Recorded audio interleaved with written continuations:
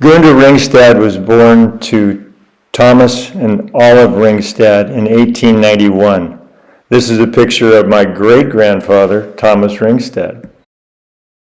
Don't know a lot about her life in Norway, but we do know that she immigrated to Canada when she was 19, all by herself on this steamship called the Eskimo. And then she traveled across the country by train to Saskatchewan. At the age of 24, by then she had changed her name to Olive Gunda Ringstad, taking her mother's name.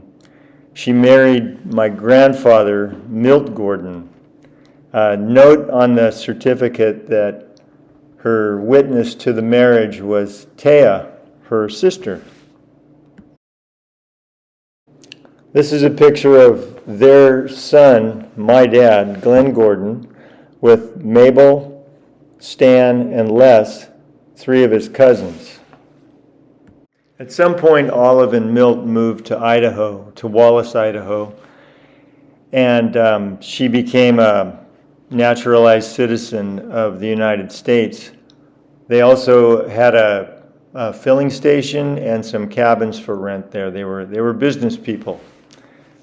This is a nice picture of her. I think she looks very proud. This is a certificate of completion for her naturalization class that she took, and her successful graduation and certificate of citizenship for the United States. So we all called her Granny. This is a picture of my dad with Granny and Grandpa Gordon. One of my favorite pictures of my dad and my grandmother together. It just really makes me feel good. I love this picture.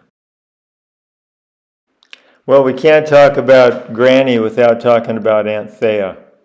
Aunt Thea and her were the two biggest characters in the world. They were so funny to be around.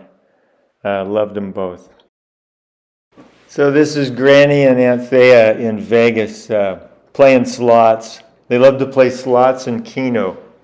And when they would come home, they would bring us like a silver dollar each, a solid like 1887 silver dollar. They'd call them big nickels. So to get one of the big nickels, they would be sitting on the couch eating their Limburger cheese. I don't know if you've ever smelled Limburger cheese, but it is horrible. And they would rub it on their hand and tell us to come over and smell their hand. It's something really sweet, and then they'll give us something. And so we'd smell the Limburger cheese, and it was just horrible, but then we would get a big nickel. So this is a family photo of Milt, Olive, Glenn, Linda on his lap, Thea, and George. My dad worked his way through engineering school as a carpenter. After graduation, he corresponded with a contractor in California over snail mail and was hired. This became the company that he would eventually take over and run for the rest of his life.